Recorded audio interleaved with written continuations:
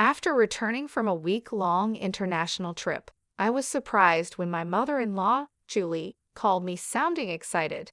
She mentioned something about a $100,000 windfall we had apparently saved. Confused, I tried to remember any recent time I had saved such a sum.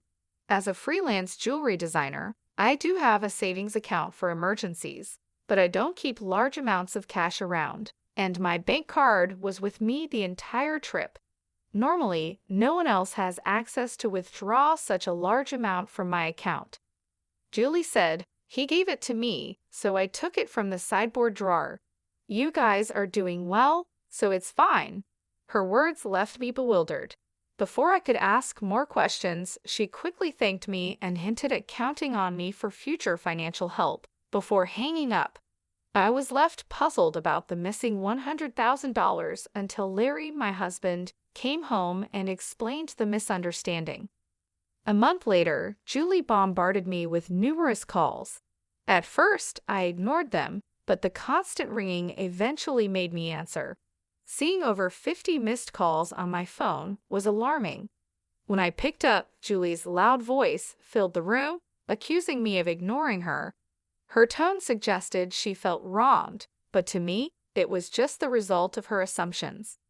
My life as Olivia, a 37-year-old busy freelance jewelry designer wanting children but overwhelmed by work, is shared with my equally busy husband, Larry.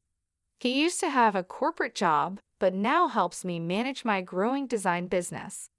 Early in our marriage, my design jobs were rare, and we largely depended on Larry's steady income. Now, as my business flourishes, our roles and responsibilities have changed, but so have our challenges, like dealing with unexpected family misunderstandings about money.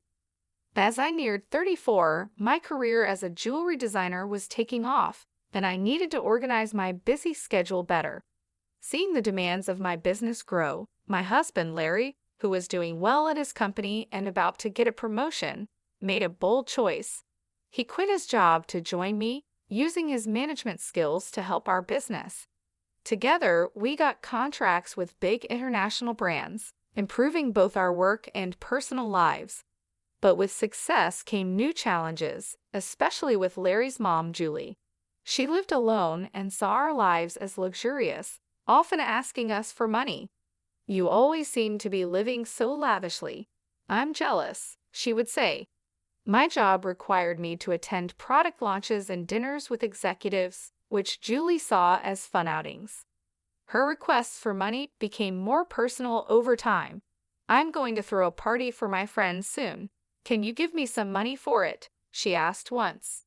Even though it looked like we could afford it, keeping up our business image was expensive and full of obligations. We weren't living in luxury. These were necessary parts of our work. Julie, full of envy and sarcasm, didn't understand our expenses. "Dressed up beautifully, eating at expensive places, I envy you," she'd say.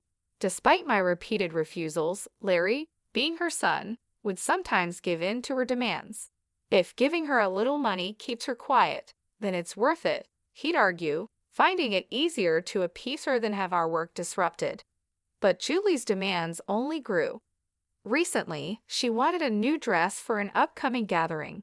Just the other day, Julie came over and pestered Larry. "Wouldn't a three-piece suit work? We've been asked to buy clothes before," she said. "There might be cheaper options, but what Julie wants is certainly not cheap." I explained to Julie that it was a fancy party and she couldn't be the only one in old clothes. She also insisted on a matching bag, which left us frustrated. To handle her frequent requests, Larry had set up a credit card in Julie's name for her expenses. At first, she overspent a lot and Larry had to warn her. Even though he asked her to tell us before making big purchases, she kept spending too much. This constant demand for money left both Larry and me exhausted, trying to support family while keeping our business stable. I found an exquisite ring and couldn't resist buying it, though I regret not telling you first. Unfortunately, the bill was huge. Julie said, "If spending is going to be this uncontrolled, maybe it's best to take back the card." "We just can't cover these costs," Larry said. The credit card was in Julie's name, but Larry was the one managing and paying the bills. Julie treated the card as if it had no limit, not realizing every purchase had to be paid for. Since the money wasn't coming directly from her, she kept using it freely. To control her spending, Larry set a limit on her card. Julie stormed into our home one day, frustrated. "What the heck? I couldn't pay for my shopping the other day." "Why?" she complained. We explained that her excessive spending was straining our finances, so we had to lower her limit. "It's still enough, right?" Larry asked, trying to keep the peace.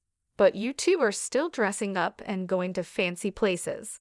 How is what I'm doing any different?" Julie protested, thinking our activities were just for fun. "That's part of our job, Julie.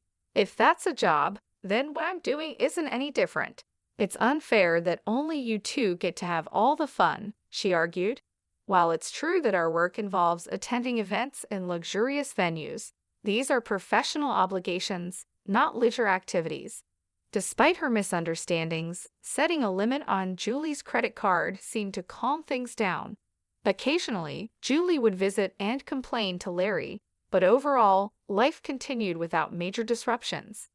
As the year ended, an exciting opportunity came up. A foreign brand manufacturer approached me with a proposal to expand our business by moving overseas. This prospect thrilled me as it could elevate me to the ranks of top-tier designers. Larry, ever supportive as my manager, was all for it. "It's a chance we have to take," he affirmed. However, the idea of moving abroad brought a new concern. Julie. Given her past behavior, it was a real worry that she might insist on joining us overseas. The thought of living internationally was exciting, but dealing with Julie's demands in a new country was daunting.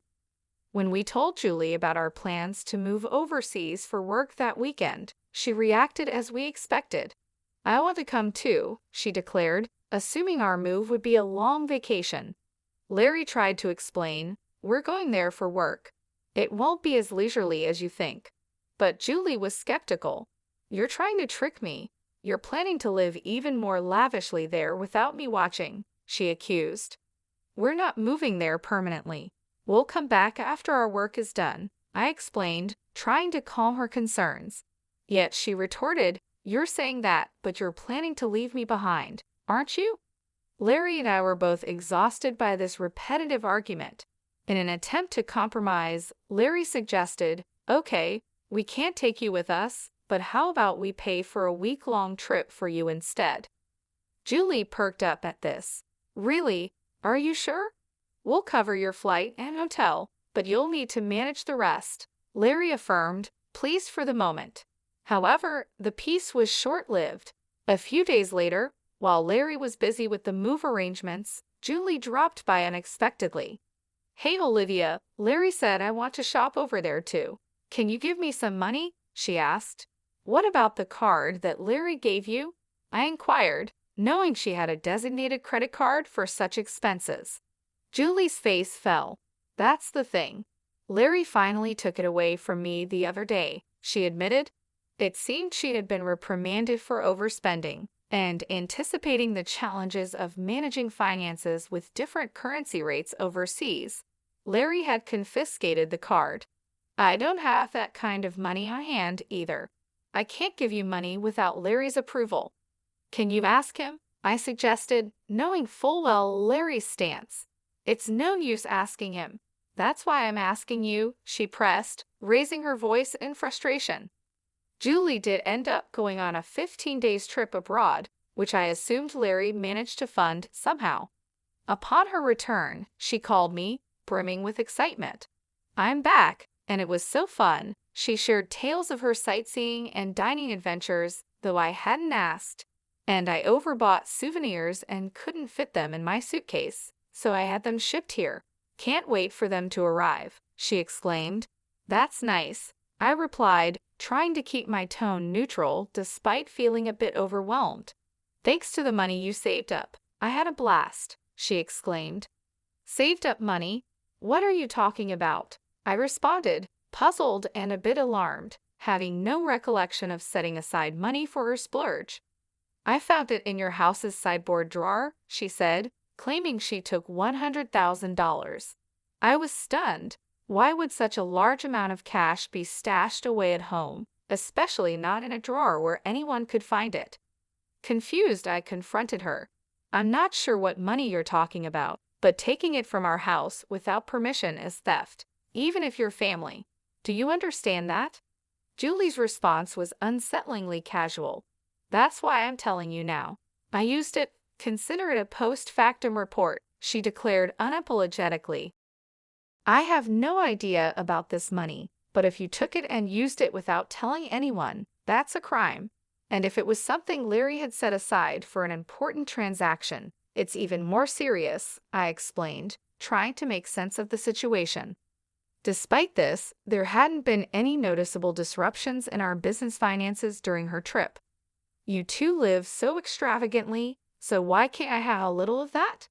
Think of it as doing a favor for your parent. It's not a big deal, right? She rationalized, showing a sense of entitlement that was hard to comprehend. It's one thing to ask for help from your son and his wife, but this is not how you should behave after taking someone else's money, I replied, still in disbelief. I'm glad you enjoyed your trip, but I'll have to discuss this with Larry when he returns. Larry will understand. After all, I'm his only mother, and $100,000 isn't much to him, she assumed. All right, I'll pass the message along, I said, astounded by her lack of awareness. Later that evening, when Larry came home, he looked troubled. Olivia, do you know about the money I left in the drawer? He asked urgently. 20 days ago, I withdrew it from my bank account, and now it's gone. Keeping such a large sum in a drawer, didn't you think it was careless? He questioned. I needed cash immediately for an urgent payment. Do you know anything about it? It suddenly clicked. Julie's earlier call thanking me for the $100,000 and mentioning how much fun she had made sense now. It was Larry's money meant for a crucial purpose. Larry, today Julie called, thanking us for the $100,000 and saying she had a blast with it, I explained. I didn't understand what she meant until now. I explained, piecing everything together. So it was Larry's money, but what was such a large amount meant for? I asked. Hey, if it wasn't for a business payment, we've been doing bank transfers for a long time, right? Why cash all of a sudden? I questioned, trying to understand the whole situation and deal with the consequences of Julie's actions. I knew it was Larry's money that had disappeared, but I didn't know the full story. Julie had taken the money without telling us, and I needed to understand why. I asked Larry, puzzled by the situation. Larry began to explain. After he reduced the credit limit on Julie's card, she started secretly borrowing money from various sources, including consumer finance cards and credit cards she had opened without our knowledge. When Larry found out about her growing debt, he took away all her cards and withdrew cash to settle her debts directly, aiming to bypass the banking system to keep our business accounts clean and maintain trust with our partners. This was also partly a farewell gesture, as we were moving abroad and wouldn't be around to manage such issues for her. Larry explained, I planned to handle her debts discreetly to prevent our financial records from getting complicated. A month had passed since then, and as I was busy packing for our move, Julie's frequent calls became hard to ignore. When I finally took her call, her voice was filled with desperation. Why aren't you answering my calls? I've called so many times, she said, almost in tears. I'm sorry, Julie. I've been caught up with the move. What's going on? I asked, trying to remain calm and give her a chance to explain her side. It's not just one thing, it's everything. They're asking for payments almost every day. It's too much, Julie confessed, her voice cracking under the strain. Have you tried contacting Larry about this? I asked, hoping she had sought his help first. He seems to be blocking my calls. I can't get through to him at all. Olivia, you're my only hope now. Please help me, she pleaded. I realized then just how complex the situation had become. Julie's financial recklessness had led her into a maze of debt, and now, cut off from Larry's assistance. She was turning to me as her last resort. As we prepared to start anew in a foreign country, dealing with Julie's financial chaos demanded immediate attention before we could fully focus on our new beginnings. I was surprised by Larry's drastic approach toward his mother. If he had used the prepared funds to settle Julie's debts directly, this stressful situation might have been avoided. Now, Julie was overwhelmed with collection letters and constant calls from finance companies and lenders. It was like a scene from a dramatic film, something I never thought I'd see in real life. I'll talk to Larry, but I can't guarantee what he'll do. A son should help his mother in trouble, right? Please ask him for me, Julie pleaded at the end of our conversation. But with our business expansion coming up, our finances were already stretched thin. We couldn't afford to help Julie more, especially since she misused the money meant to settle her debts. When I told Larry about the call, he responded with a mix of fatigue and resignation. I had planned to sort things out before we left, but she squandered that chance herself, he said coldly. The money was originally meant to clear Julie's debts, but she spent it on a lavish trip, leaving no room for excuses. As Julie's calls continued, I followed Larry's lead and blocked her number. Part of me wished to help her. She was, after all, Larry's mother, but there was nothing I could do if he chose to detach from the situation. Meanwhile, our move overseas was fast approaching, and I still had a lot to pack. Amid the chaos, I discovered more troubling news. Julie had decided to sell her house to manage her debts. It turned out she had hidden even more liabilities than we knew. The total amount was so large that even after selling her property, she couldn't cover it all. Losing the family home where Larry had grown up was deeply upsetting. Our family home is gone. Are you okay with that? I asked, sensing his sadness. How can I be okay? But there's nothing we can do, Larry replied, his voice tinged with sorrow. Losing the house where he grew up must have felt like a great loss, much like how I felt when I lost my parents' house early in life. Amid these complex feelings and the heavy task of packing, we had to come to terms with the fact that some situations were beyond our control. We needed to focus on our future as we prepared to start anew in a different country. The bittersweet reality of losing a family home struck me deeply. I watched the situation unfold with Larry. Unlike my past experiences, Larry had not only lost the house where his earliest memories were made, but also his emotional sanctuary, and all while his mother, Julie, was still alive. It's a hard feeling to describe the mix of loss and displacement, especially under such painful circumstances. It's more than just losing a building. It's about losing a part of your history and the comfort of a place to return to that no longer exists. Julie now lives in a modest apartment and faces the daily struggle of managing her debts. She works part-time, which is tough given her age. Job opportunities for older people are limited and often physically demanding and less rewarding. This new reality is a big change from her previous life of unchecked spending and financial freedom. Though I feel sympathy seeing her struggle, it's tempered by knowing her situation is the result of her own poor financial decisions. Life teaches us that actions have consequences, and Julie's case reaffirms that financial responsibility is crucial at any age. In our new environment, the business is thriving beyond our expectations. The move overseas has brought our brand into the international spotlight, with a flood of inquiries and offers from all over the world. Every new email and call brings potential for growth and collaboration, which is exciting but also very demanding. The success is thrilling but consumes our entire lives, leaving little room for anything else.